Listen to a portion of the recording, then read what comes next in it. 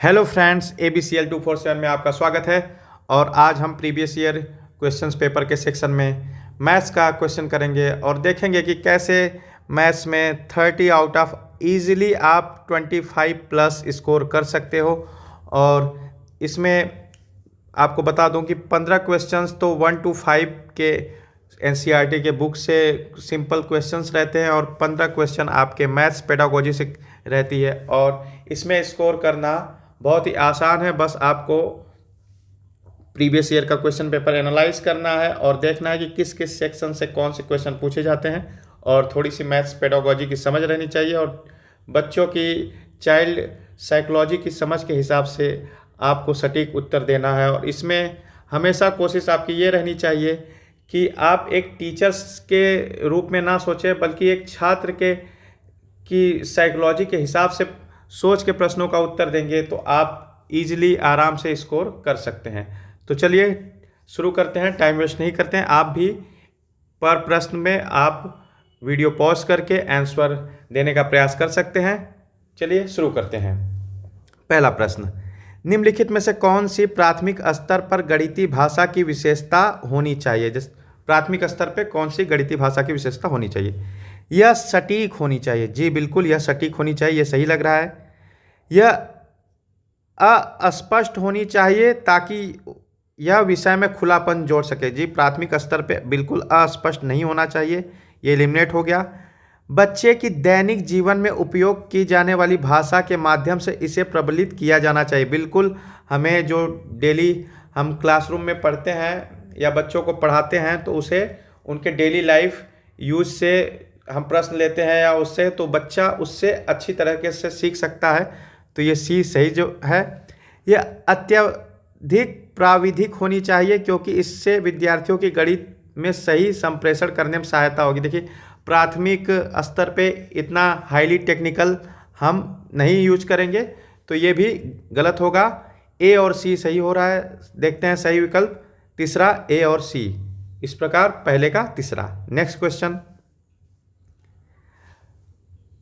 कक्षा 3 के एक विद्यार्थी ने 26 गुने 5 को इस प्रकार हल किया है। 26 मल्टीप्लाई बाई 5। बच्चे ने क्या किया है? 5 6 जा 30 लिख दिया और 5 2 जा 10 लिख दिया है। एक अंक की एक अंक से गुणा नहीं। प्रश्न क्या पूछा है कि निम्नलिखित में से क्या दोहराना इस भ्रांति को सुधारने के लिए सबसे उपयुक्त होगा? एक अंक की एक अंक से गुणा, एक अंक की एक अंक से गुणा तो बच्चे को आ रहा है, इसने मल्टीप्लाई कर दिया है, तो ये नहीं होगा। पुनर्समूहीकरण की अवधारणा, कॉन्सेप्ट ऑफ रीग्रुपिंग। जी इसका बिल्कुल यही आंसर होगा, कॉन्सेप्ट ऑफ रीग्रुपिंग। इसमें कैसे कैरी जाएगा और ये बताना है बच्चे को, तो कॉन्सेप्ट ऑफ रीग्रुपिंग इसका सही उत्तर होगा। Next question, a number becomes double if it is increased by 8। Hindi में देखते हैं, एक संख्या में 8 जोड़ दिया जाए तो वह दुगनी हो जाएगी। संख्या दुगनी कैसे होती है? संख्या दुगनी होती है जब उस जो संख्या उसमें उतनी ही जोड़ दिया जाए। तो किसी में 8 जोड़ेंगे, 8 में अगर 8 जोड़ेंगे तब दुगनी होगी, मतलब वो संख्या खुद ही 8 होगी। 8 में 8 जोड़ दिए तो कितना हो गया? 16 हो गया, तो वो दुगनी हो गई। इसका सीधा सा आंसर सेकेंड ऑप्शन हो जाएगा। Next question, 1 millimetre is same as. 1 millimetre बराबर है, 1 मिलीमीटर किसके बराबर है? सिंपल सा प्रश्न है, 0.1 सेंटीमीटर। 1 सेंटीमीटर में 10 मिलीमीटर होता है, तो 1 मिलीमीटर में 0.1 सेंटीमीटर होता है। एक सदैव समबाहुभुज। तो हमारा प्रश्न है कि कौन सा एक सदैव समबाहुभुज होता है? समद्विबाहु त्रिभुज, इसकी 2 भुजाएं बराबर होती हैं, तो ये नहीं होगा। वर्ग, वर्ग की चारों भुजाएं बराबर होती हैं, तो वर्ग एक सदैव समबाहुभुज होगा। वृत्त तो बहुभुज होता ही नहीं।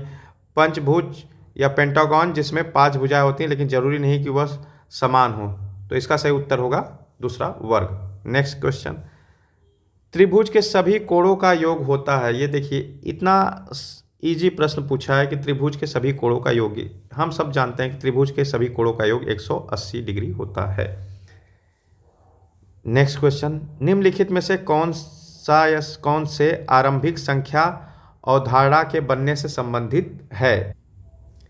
कभी कभी क्या होता है कि हिंदी के टर्म इतने कठिन लगते हैं तो हमें इंग्लिश का भी पढ़ लेना चाहिए question. Which of the following is related too early number concept formation. शुरुआत में बच्चे अपना कॉन्सेप्ट नंबर को लेके या संख्या को लेके कैसे बनाते हैं। 1-to-1 करेस्पॉन्डेंस, एकाकी संगति, जी बिल्कुल इससे बनाते हैं। हायरार्कियल इंक्लूजन या पदानुक्रमित समावेशन, जैसे एक के बाद दो, दो के बाद तीन, ऐसे बच्चे याद करते हैं या बनाते हैं, ये भी सही है।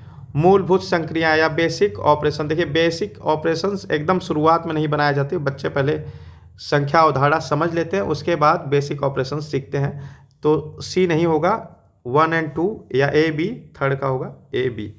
नेक्स्ट क्वेश्चन हम इस प्रकार से एलिमिनेट करके क्वेश्चन सॉल्व करेंगे। नेक्स्ट क्वेश्चन देखते हैं। देखिए 15 क्वेश्चंस आपके एकदम बेसिक मैथ्स से रहते हैं, जो कि आप 1 to 5 का जो मैथ्स रहता है, फेस वैल्यू क्या है, कोड़ों का योग क्या, ये सब सिंपल क्वेश्चंस रहते हैं। आप उस 15 में से 15 स्कोर कर सकते हो, और बाकी जो 15 रहता है वो मैथ्स के पेडागोजी से रहता है, तो वो भी आप प्रैक्टिस कर करके उसको आप अपना स्ट्रॉन्ग बना सकते हो। तो आराम से 25 to 30 के बीच में आप स्कोर कर सकते हो। नेक्स्ट क्वेश्चन देखते हैं। गणित शिक्षण में संज्ञानात्मक संघर्ष के विचार के लिए निम्नलिखित में से कौन सा से कथन सबसे उपयुक्त है। इन सब क्वेश्चन को आंसर हम लोग एलिमिनेशन मेथड से करेंगे, करके देखेंगे कौन सा ऑप्शन सही है, कौन सा ऑप्शन गलत है। देखते हैं पहला ऑप्शन, संज्ञानात्मक संघर्ष के प्रति बच्चों को सुगम्य बनाने के शिक्षक के विचारपूर्ण प्रयासों से उनकी गणितीय समझ को बढ़ावा मिल सकता है। जी बिल्कुल, बच्चे जब संज्ञानात्मक संघर्ष करेंगे तो शिक्षक का कार्य है कि उसे आसान बनाया जाए, और बच्चों के जो विचारपूर्ण प्रयास हैं उनसे उनकी गणितीय समझ को बढ़ावा मिल सकता है। ये पहला सही ऑप्शन लग रहा है। दूसरा, यह बच्चों में गणितीय समझ को बढ़ावा देने के लिए प्रभावी नहीं है। जी ऐसा बिल्कुल नहीं है, क्योंकि संज्ञानात्मक संघर्ष से ही बच्चा सीखता है। ये गलत है।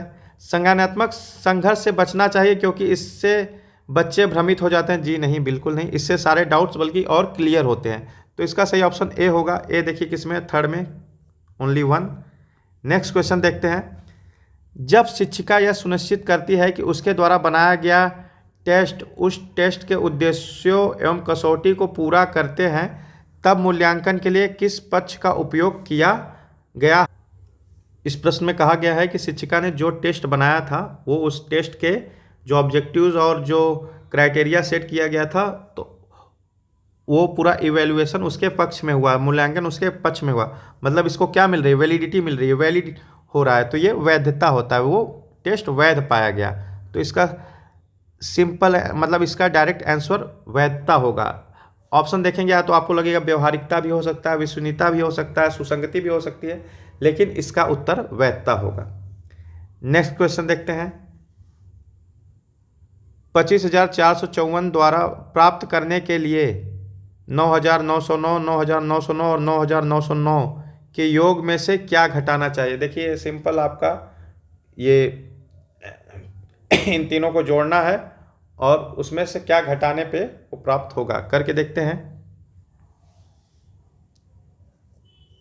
1 मिनट,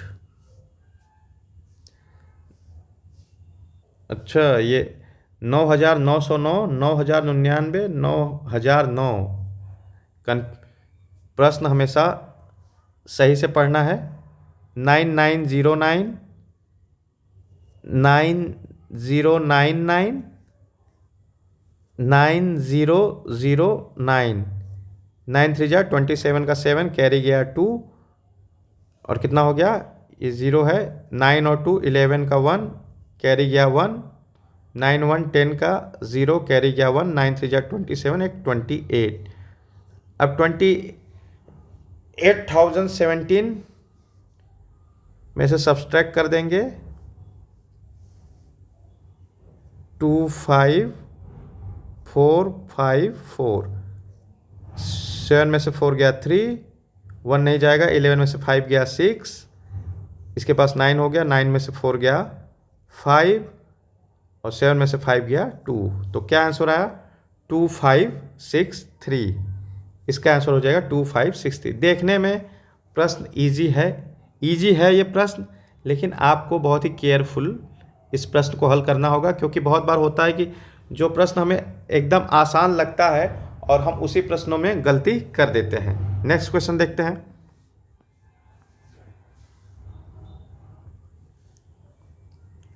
निम्नलिखित में से कौन सा कथन सही है? आप हमेशा प्रश्न करते समय ध्यान दीजिएगा कि कथन सही है या सही नहीं है।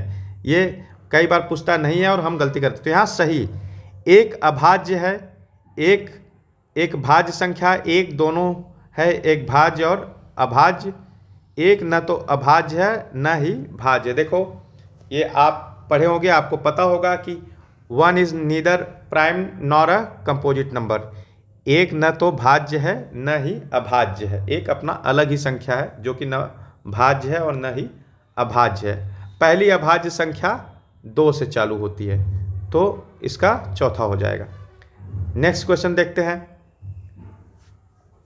नीचे दिए गए संख्या पैटर्न को देखिए। ये पैटर्न को देख के अगले 2 संख्या बताना है। 1, 8, 27, 64, 125। जैसा कि आपको देख के ही लग रहा है कि ये क्यूबिक संख्याओं का है। 1 का क्यूब 1 होता है, 2 का क्यूब 8 होगा, 3 का 27, 4 का 64, 5 का 125 होगा। 6 का क्यूब क्या होगा? 6 का क्यूब होता है 216 और 7 का क्यूब होता है 347। तो यहाँ 216 तो है लेकिन 289 है। 289 17 का स्क्वायर होता है, ये 7 का क्यूब नहीं होगा। 7 का क्यूब 343 होता है, तो इसका सही उत्तर हो जाएगा 216। इसमें क्यूब निकालना था क्योंकि ये सारे क्यूब दिए हुए हैं। आपको समझ में आ गया होगा। एक बार मैं लिख के समझा देता हूँ। देखिए ये 1 का क्यूब 1 होता है, 2 का क्यूब 8 होगा, 3 का क्यूब 27 होगा, उसी तरह 4 का क्यूब, 5 का क्यूब, फिर 6 का क्यूब और 7 का क्यूब हमें लिखना था। नेक्स्ट क्वेश्चन, निम्नलिखित में से कौन सा कथन गणितीय अधिगम को प्रोत्साहित करने के लिए सबसे कम उपयुक्त है? सबसे ज़्यादा नहीं, सबसे कम उपयुक्त है। मतलब देखते हैं स्टेटमेंट, कथन कौन सा गणित अधिगम को प्रोत्साहित करने के लिए सबसे कम उपयुक्त है। असफलता का अर्थ यह नहीं होता कि विद्यार्थी गणित नहीं कर सकते। बिल्कुल असफल हो गए हैं लेकिन क्या गणित नहीं कर सकते? कर सकते हैं, उसको और मेहनत करके। तो ये तो नहीं होगा। सभी गणित सीख सकते हैं? बिल्कुल सभी गणित सीख सकते हैं, तो ये भी नहीं होगा। गणित अधिगम जेंडर विशिष्ट नहीं होता। जी हाँ, बिल्कुल जेंडर विशिष्ट नहीं होता। अक्सर ये स्टेरियोटाइप फैलाया जाता है कि लड़कियां गणित में कमज़ोर होती हैं, लड़के गणित में सही होते हैं, लेकिन ऐसा नहीं होता। तो ये भी नहीं होगा। ये सब अधिक उपयुक्त है, कम उपयुक्त नहीं है। अब देखते हैं, अंतर्ज्ञान को हतोत्साहित करना चाहिए, डिमोरलाइज करना चाहिए? नहीं, क्योंकि यह गणितीय विचारों को विकसित करने में बाधा डालता है। नहीं जी, बिल्कुल अंतर्ज्ञान को हतोत्साहित नहीं, बल्कि और उनको और वो करेजमेंट देनी चाहिए, उत्साहित करना चाहिए। तो ये नहीं होगा, मतलब यही सबसे कम उपयुक्त है, तो इसका उत्तर यही होगा। नेक्स्ट क्वेश्चन, वैल्यू निकालना है इसमें। 25.3 multiply by 5 minus 35 divided by 5 minus 3 into 18.5। देखिए आप बॉडमास का रूल जानते हैं तो उसके हिसाब से कर सकते हैं। सबसे पहले हम क्या करते हैं, सबसे पहले हमें भाग देना रहता है। तो कहाँ है? 35 डिवाइडेड बाई 5, तो इसका उत्तर कितना आ गया? 7।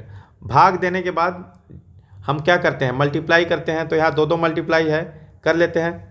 25.3 मल्टीप्लाई बाई 5, 5 3 जा 15 का 5 कैरी गया 1, 5 5 जा 25, 1 6 और कैरी गया 2, 5 2 जा 10 और 12।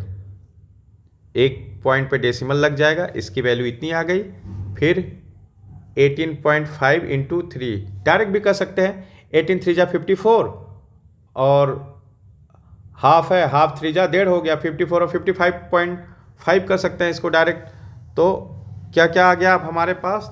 सबकी वैल्यू लिख लेते हैं। पहला 1, इसकी वैल्यू हो गई 126.5। यहाँ बीच में क्या था? माइनस, इसकी वैल्यू 7 आ गई थी। फिर ये भी माइनस है, इसकी वैल्यू कितनी आ गई थी? 55.5 कर लेते हैं।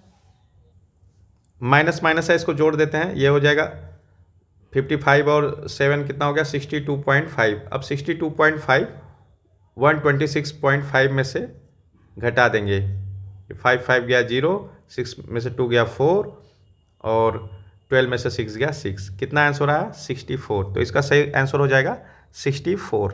थोड़ा कैलकुलेशन है लेकिन आराम से आप इस क्वेश्चन को कर सकते हैं। बस BODMAS का रूल अप्लाई कीजिए, पहले डिवीजन दीजिए, फिर मल्टीप्लिकेशन कीजिए, फिर उसके बाद प्लस माइनस आप कर सकते हैं। सिंपल सा है क्वेश्चन है, आराम से आप कर सकते हैं।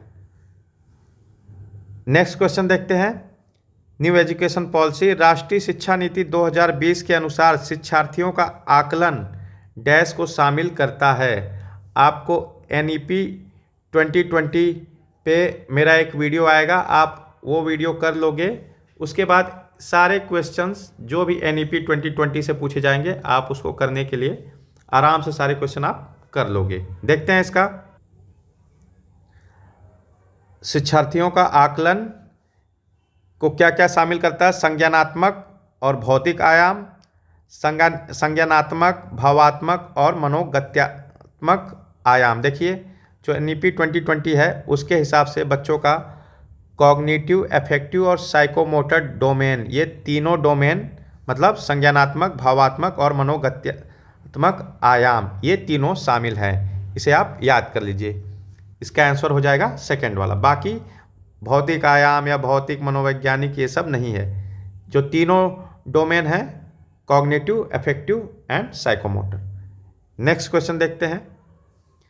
किसी स्थान O से आरंभ करके एक मेढक 3 कदम और एक खरगोश 7 कदम की छलांग लगाते हैं। निम्न में से किस कदम पर वे दोनों एक साथ छलांग लगाएंगे? देखने में एक क्वेश्चन बहुत टफ लग रहा होगा लेकिन बहुत इजी क्वेश्चन है। वो संख्या जो 3 और 7 दोनों से डिवाइड हो जाएगी, या तो आप चाहें तो 7 और 3 दोनों का LCM निकाल सकते हैं, वो 21 होगा। जो संख्या 21 से डिवाइड हो जाए या 7 और 3 दोनों से डिवाइड हो जाए वही इसका सही उत्तर होगा।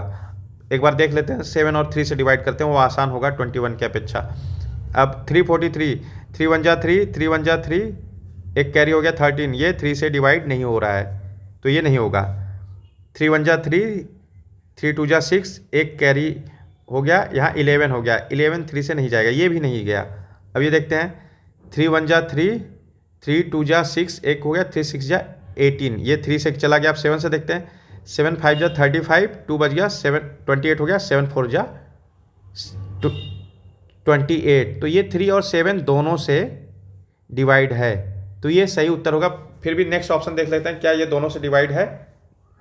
3 1 जा 3, 3 1 जा 3, 2 हो गया 24, 3 8 जा 24, ये 3 से तो गया। 7 से देख लेते हैं, 7 5 जा 35 और लास्ट में 4 7 से नहीं जाएगा तो ये भी नहीं होगा। बस हम ऐसे एलिमिनेट करके आंसर निकाल लेंगे। ये हमारा सही उत्तर हो गया। नेक्स्ट क्वेश्चन देखते हैं। 2 सही 2/3 समकोणों में डिग्रियों की संख्या, the number of degrees in 2/3 right angles. देखते हैं क्या है प्रश्न। 2 सही 2/3। अब 2 सही 2/3 समकोणों, समकोण मतलब क्या होता है? 90 डिग्री।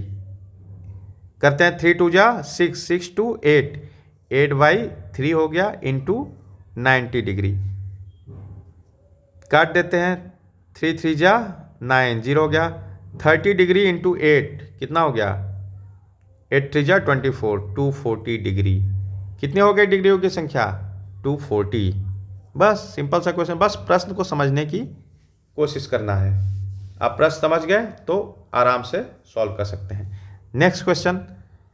निम्नलिखित में से किसकी लागत सबसे कम है? देखते हैं। निम्नलिखित में से किसकी लागत सबसे कम है? सबसे कम लागत बतानी है। 750 प्रत्येक पैकेट वाले 75 पैकेट, तो इसकी टोटल वैल्यू कितनी होगी? 750 मल्टीप्लाई बाई 75, ये इसकी वैल्यू हो जाएगी। फिर दूसरा 7.50 प्रत्येक पैकेट वाले 750 पैकेट की, तो इसकी वैल्यू कितनी होगी? 7.50 मल्टीप्लाई बाई 750। इसका देखते हैं। 750 प्रत्येक वस्तु वाली 7.5 दर्जन वस्तुएं, तो 750 प्रत्येक वस्तु वाली 7.5 दर्जन मतलब एक दर्जन में कितने होते हैं? 12, तो 7.5 मल्टीप्लाई बाई 12, ये टोटल इसकी वैल्यू हो गई। अब 7.50 प्रत्येक वस्तु वाली 75 दर्जन वस्तुएं, मतलब मल्टीप्लाई बाई 75, और 75 दर्जन में कितने हुए हैं? 75 गुणे 12। तो सबसे कम आपको कौन सा लग रहा है? जैसा देखने से ही लग रहा है कि सबसे कम ये दूसरा वाला है। इसमें 7.50 मल्टीप्लाई बाई 750। पूरा कैलकुलेशन आपको नहीं करना है, देख के ही समझ जा रहे हो कि 750 गुणे 75 इससे ज़्यादा होगा। अब यहाँ 75 गुणे 12 है, फिर 7। अब देखिए ये आपको क्लोज लग रहा होगा, ये भी ज़्यादा हो गया। अब देख लीजिए 75 गुणे 12 करेंगे तो ये 750 से ज़्यादा हो जाएगा। तो सबसे कम वैल्यू इसी की होगी, दूसरे ऑप्शन की। नेक्स्ट क्वेश्चन करते हैं। फिर आपका NEP 2020 पे क्वेश्चन आया है। राष्ट्रीय शिक्षा नीति 2020 भारत का ज्ञान के बारे में बात करती है। निम्नलिखित में से क्या इसमें सम्मिलित नहीं है? नहीं है पे हमें ध्यान देना है। पहला, आधुनिक भारत के प्रति प्राचीन भारत का ज्ञान और उसका योगदान। जी बिल्कुल, भारत का ज्ञान में इसकी बात होती है, लेकिन यहाँ नहीं है पूछा है तो ये नहीं होगा।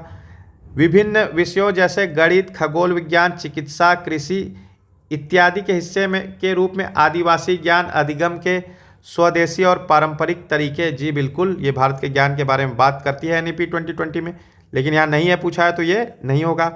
सांस्कृतिक आदान प्रदान कार्यक्रमों के हिस्से के रूप में विभिन्न राज्यों का दौरा, ये भी शामिल है।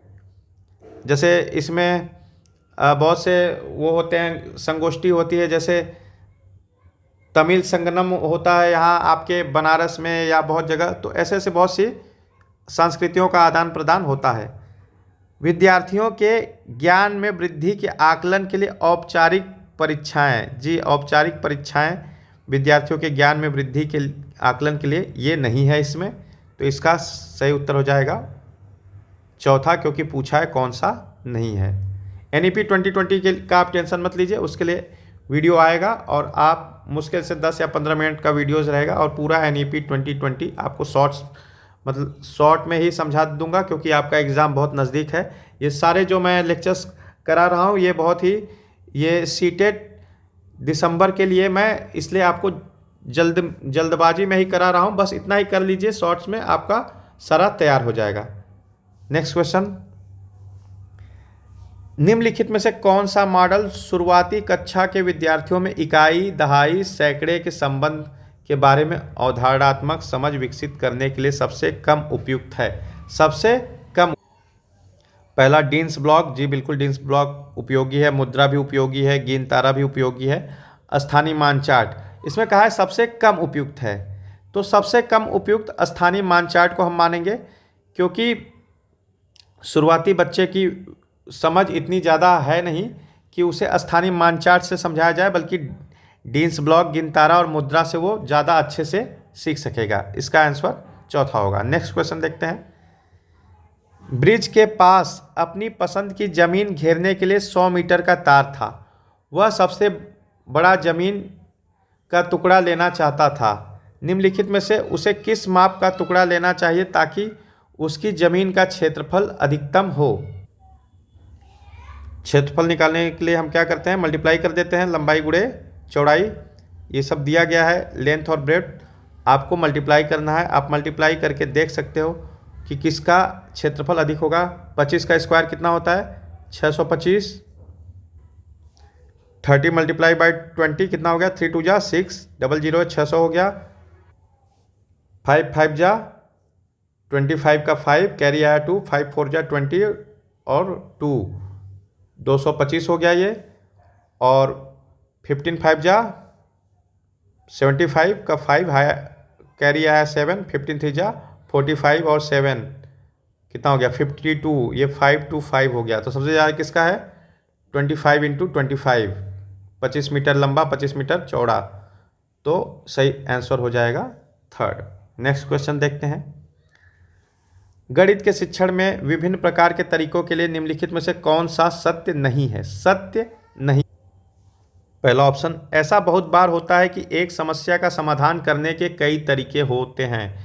जी बिल्कुल, कई तरीके होते हैं। इससे बच्चा क्रिएटिविटी उसके अंदर बढ़ती है, डाइवर्जेंट थिंकिंग बढ़ती है।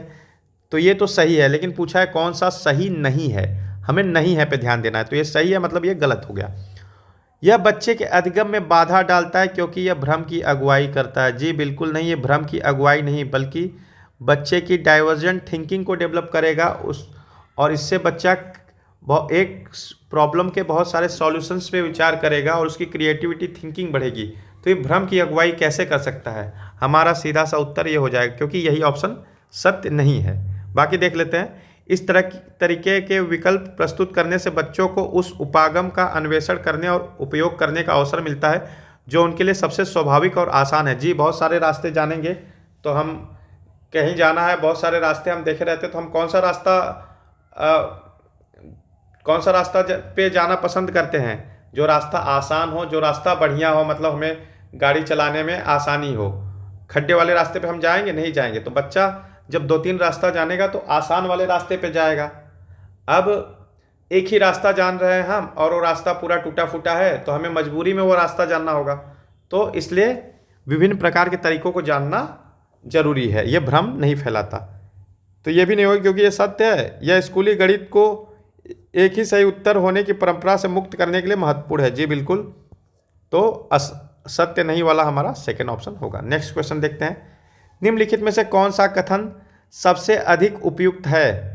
गणित की लैब जरूरी है क्योंकि यह क्रियाशील गतिविधियों का अवसर प्रदान करती।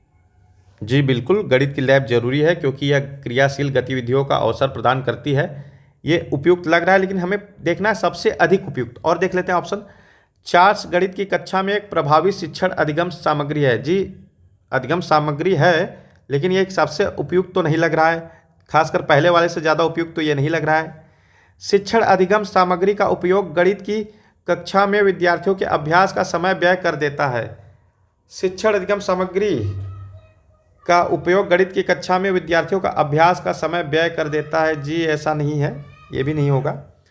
विद्यार्थी गणित की कक्षा में पहेलियों में आनंद नहीं लेते। जी क्यों नहीं लेते? पहेलियों में आनंद लेते हैं, तो ये भी गलत होगा। हमारा सही उत्तर है पहला, गणित की लैब जरूरी है क्योंकि यह क्रियाशील गतिविधियों का अवसर प्रदान करता है। नेक्स्ट क्वेश्चन देखते हैं। 7.5 kg नमक से 1/12 kg नमक के कितने पैकेट बनाए जा सकते हैं? इसको डिवाइड कर लेंगे। 7.5, 7 सही, 1/2, इसको क्या लिख सकते हैं? 7 दूनी 14, 1 15, 15/2। इसको हमें डिवाइड करना है 1/12 से, ऐसे ही निकालेंगे ना। फिर इसको क्या कर लेंगे, इसका क्या रूल है? 15/2 डिवीजन को मल्टीप्लाई में बदल देते हैं और न्यूमरेटर को डिनोमिनेटर से एक्सचेंज कर लेते हैं। 2 6 जा 12, 15 6 जा 90, तो इसका सही उत्तर हो गया 90। आसान सा प्रश्न है। नेक्स्ट क्वेश्चन देखते हैं। कक्षा 2 में 182 - 67 को हल करवाते हुए एक अध्यापिका ने स्पष्ट किया कि हमें 7 को 2 से घटाना है और 2 छोटा है 7 से, इसलिए हमें 8 से एक उधार लेना पड़ेगा और तब हम 12 में से 7 को घटा कर पाएंगे। एक बच्चे ने अध्यापिका से पूछा, मैडम हम 8 से उधार क्यों ले रहे हैं? उधार लेना अच्छा नहीं होता। इस परिस्थिति में अध्यापिका को क्या करना चाहिए? देख रहे हैं, ये class room real life experience पे बेस्ड क्वेश्चन है। तो सीटेट के जो क्वेश्चन रहते हैं वो ऐसे ही रहते हैं, आपको रियल क्लासरूम एक्सपीरियंस वाले क्वेश्चन पूछते हैं। तो देखते हैं। अध्यापिका को बच्चे को डांट कर बैठा देना चाहिए। जी बिल्कुल नहीं, किसी भी अध्यापक को बच्चों को डांटना नहीं है, बल्कि आप तो बच्चों को मोटिवेट करोगे कि आप क्वेश्चन पूछें। तो ऐसे क्वेश्चन तो सीधे गलत हो जाएंगे, ऑप्शन सीधे गलत हो जाएंगे। नेक्स्ट, अध्यापिका को उधार शब्द को बदलकर पुनर्समूहीकरण का उपयोग करना चाहिए और पुनर्समूहीकरण की प्रक्रिया दिखानी चाहिए। जी ये ऑप्शन बिल्कुल सही लग रहा है और शायद यही सही है, फिर भी देख लेते हैं नेक्स्ट ऑप्शन। अध्यापिका को बच्चे को कहना चाहिए कि घटाओ की कलन विधि सीखने पर ध्यान दें। जी बिल्कुल नहीं, आप बच्चे को कुछ और टाल के ऐसा उत्तर नहीं दे सकते। आपके बच्चों को प्रॉपर आंसर देना होगा। अध्यापिका को बच्चे के प्रश्न को नज़रअंदाज करके अपना काम जारी, ऐसा काम हम बिल्कुल नहीं करेंगे। ऐसे कोई भी प्रश्न आए जिसमें नज़रअंदाज करना है, बच्चों को डांटना है, बच्चे को पनिशमेंट करना है, वो सारे ऑप्शंस आपके गलत होते हैं। तो इसका सीधा सा आंसर है, क्योंकि ये पुनर्समूहीकरण की प्रक्रिया है, तो उसी को टीचर को बतानी चाहिए। नेक्स्ट क्वेश्चन देखते हैं। यामिना ने एक पासा 10 बार उछाला, उसे निम्नलिखित परिणाम प्राप्त हुए। निम्नलिखित में संख्याओं में से उसे अधिकतम बार कौन सी संख्या प्राप्त हुई। देख रहे हैं, इतने इजी क्वेश्चन पूछे जा रहे हैं। देखना है कौन सा सबसे ज़्यादा बार आया है। 5 देखते हैं, 5 2 बार आया है। 3 1 2 3 3 3 बार आया है। 6 1 और 2 बार आया है। 5 देखते हैं, 5 5 आया है 2 बार। फिर से देख लेते हैं, 3 3 आया है 3 बार। 6 6 आया है 2 बार। बाकी 1 1 बार आया है, 4 1 बार, 2 1 बार। तो सबसे ज़्यादा 3 आया है 3 बार। नेक्स्ट क्वेश्चन देख लेते हैं। निम्नलिखित में से कौन सा स्कूली गणित में इबारती सवालों के लिए सही नहीं है। सही है, कभी कभी ये इबारती, अब जैसे इबारती शब्द हमें समझ में नहीं आ रहा है, तो इसके लिए हम इंग्लिश वाला सेक्शन भी पढ़ लेंगे। Which of the following is true for word problems. जो शाब्दिक प्रॉब्लम होते हैं उसमें स्कूल मैथमेटिक्स में कौन सा सही है। तो हमें इंग्लिश और हिंदी दोनों में क्वेश्चन पढ़ने की कोशिश करनी चाहिए। इबारती सवाल उन अभ्यासों को संदर्भित करते हैं जहां बच्चा परिस्थिति को एक ऐसा औपचारिक रूप देता है जिसमें गणितीय तकनीक को लागू किया जा सके। जी, ये बिल्कुल सही लग रहा है, क्योंकि ये सही भी है। इबारती सवाल उन अभ्यासों को संदर्भित करते हैं जहां बच्चा परिस्थितियों को एक ऐसा औपचारिक रूप देता है जिसमें गणितीय तकनीक को लागू किया जा सके, और इससे डेली लाइफ में बच्चा गणित का प्रयोग कर पाएगा। और हमारा जो NCF 2005 है उसमें हमें कहा गया है कि हमें गणित या बाकी विषय ऐसा पढ़ाना है कि वो डेली लाइफ एक्सपीरियंस बेस्ड हो और उसका डेली लाइफ यूज हो। तो ये पहला ऑप्शन बिल्कुल सही। बाकी देख लेते हैं। इबारती सवाल गणितीय निर्देशन के उदाहरण नहीं होते, ये गलत है। इबारती सवाल केवल माध्यमिक कक्षाओं में महत्वपूर्ण होते हैं, ये भी गलत है। इबारती सवाल गणित में कार्यविधिक ज्ञान पर अधिक केंद्रित होते हैं, ये भी नहीं है। पहला ऑप्शन सही है। नेक्स्ट क्वेश्चन देखते हैं। पार्सल भेजने की दरें नीचे दी गई हैं। पार्सल का भार 50 ग्राम और उससे कम रुपए 15 दिया गया है। आप स्पीड पोस्ट कभी करने गए होगे, आप पार्सल कभी भेजे होगे, तो आपको पता होगा कि पैकेट जो आप भेजने जा रहे हो उसके वजन के हिसाब से आपसे चार्ज होता है। फिर तो 50 ग्राम या उससे कम पे 15 रुपये पार्सल, और पार्सल का भार प्रत्येक अतिरिक्त 50 ग्राम के लिए 7 रुपये। मीना अपनी सहेली चारू को पार्सल भेजना चाहती है जो दिल्ली में है। पार्सल का भार 350 ग्राम है। दरों को देखकर पार्सल भेजने की सही राशि का चुनाव कीजिए। देखिए, 50 ग्राम या उससे कम के लिए 15 रुपये तो फिक्स हैं। टोटल 350 ग्राम है। यहाँ करते हैं 350 ग्राम है पार्सल। तो शुरू के जो 50 ग्राम है उसके लिए 15 रुपये तो फिक्स हो गए। अब बचे कितने? 300 ग्राम।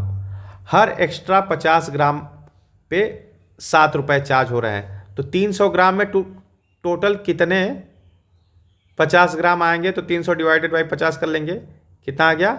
0 0 से गया 5 6 30। तो टोटल 6 50 ग्राम आ रहे हैं। तो पर 50 ग्राम एक्स्ट्रा के लिए 7 रुपये चार्ज होते हैं। तो 7 गुणे 6 कर देंगे, कितना हो गया? 42। तो 42 रुपये और 15 रुपये, टोटल कितने हो गए?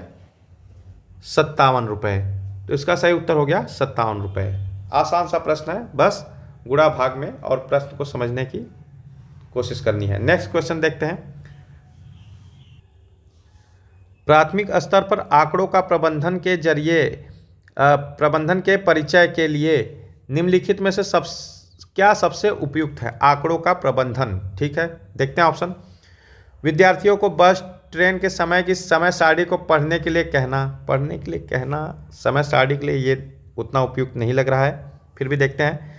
कक्षा में विद्यार्थियों की लंबाई, उनका पसंदीदा खाना, रंग, कार्टून इत्यादि पर आंकड़े इकट्ठे करना और आंकड़ों पर आधारित प्रश्न पूछना। जी बिल्कुल, हम बच्चों से ऐसे क्वेश्चन पूछेंगे जो कि उनके सबसे करीब हो और उनको रियल लाइफ, जो उनका रियल लाइफ है उससे कनेक्टेड हो। अब इसमें विद्यार्थियों की लंबाई, उनका पसंदीदा खाना, ये सब उनके डेली रूटीन से है या उनसे कनेक्टेड है, तो वैसे क्वेश्चन बच्चे ज़्यादा अच्छे से और बहुत ही मनोरंजन तरीके से उसे करने के लिए बहुत ही उत्सुक भी रहेंगे और अच्छी तरह से सीख पाएंगे।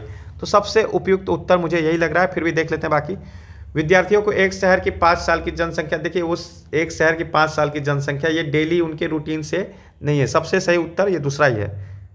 श्यामपट्ट पर एक दंड आरेख चित्रांकित करना और विद्यार्थियों को उसमें से आंकड़ों को पढ़ने के लिए कहना। जी बिल्कुल नहीं, क्योंकि बच्चा जैसे सेकंड ऑप्शन से सीखेगा वैसे बाकी सब ऑप्शन से नहीं सीख पाएगा। नेक्स्ट क्वेश्चन देखते हैं। राष्ट्रीय पाठ्यचर्या रूपरेखा एनसीएफ नेशनल करिकुलम फ्रेमवर्क 2005 के अनुसार एक प्राथमिक गणित कक्षा में निम्नलिखित में से कौन सी प्रक्रियाएं सबसे कम रूप से प्रासंगिक हैं? सबसे कम रूप से प्रासंगिक हैं, देखिए पहला सूत्रों को याद करना। पहले बाकी सब ऑप्शन पढ़ लेता हूँ फिर आपको बताता हूँ। पैटर्न, प्रतिमानों का उपयोग करना, संबंध स्थापित करना, निरूपण करना या दृश्यीकरण या इसको इंग्लिश में विजुअलाइजेशन कहेंगे। देखिए याद करना, रटना, ये सब चीज़ें बहुत ही कम इम्पॉर्टेंट रहती हैं। सूत्र आज याद करेंगे कल भूल जाएंगे। सूत्र अगर बच्चा उसका कॉन्सेप्ट समझ गया तो बच्चा खुद से भी सूत्र निकाल सकता है, छात्र खुद से भी सूत्र निकाल सकते हैं। तो सूत्रों को याद करना सबसे कम प्रासंगिक है। इस प्रकार हम 60 क्वेश्चन किए और आपने देखा होगा कि जो 15 क्वेश्चंस मैथ से पूछे जा रहे हैं वो बेसिक क्वेश्चंस हैं, जिसमें आपका बॉडमास का रूल हो गया और सिंपल से ये मल्टीप्लिकेशन या जिसको सिंप्लीफिकेशन कहते हैं, सिंप्लीफिकेशन टाइप के क्वेश्चन हो गए। फिर आपके कुछ सिंपल ज्योमेट्री के क्वेश्चन हो गए। तो बहुत ही आसानी से ये 15 में से आप आराम से लगभग 13+ स्कोर कर सकते हो और चाहो तो 15 कर सकते हो। बाकी जो आपकी बची 15 क्वेश्चन मैथ्स पेडागोजी से, तो आप क्वेश्चन करते करते और सीख जाओगे, वो भी कठिन प्रश्न नहीं है। तो आप आराम से 25+ इसमें स्कोर कर सकते हो। अरे आप 27-28 मार्क्स आप ला सकते हो, कोई टफ टास्क नहीं है। ओके, प्रैक्टिस करते रहिए। अब नेक्स्ट वीडियोस में इन्वायरमेंट का पेपर भी, इन्वायरमेंट जो 30 क्वेश्चन है उसमें भी करके देखेंगे। मैं अगला वीडियो उस पर लाऊंगा। और प्लीज़ चैनल को फॉलो कीजिए, सब्सक्राइब कीजिए और शेयर कीजिए, जिससे मुझे मोटिवेशन मिले और आपको सारे प्रीवियस ईयर और सारे जो CDP की थ्योरी हैं, और मैं इंग्लिश और हिंदी पे भी एक वीडियो ला रहा हूँ कि बहुत से बच्चों का इंग्लिश में देखता हूँ कि मैं वो 5-6 ऐसे नंबर लाते हैं। इंग्लिश का जो एक फोबिया है, मैं बताऊँगा कि इस इंग्लिश में आराम से आप 20 to 25 मार्क्स स्कोर कर सकते हो। ओके, थैंक यू और keep working hard. God bless you.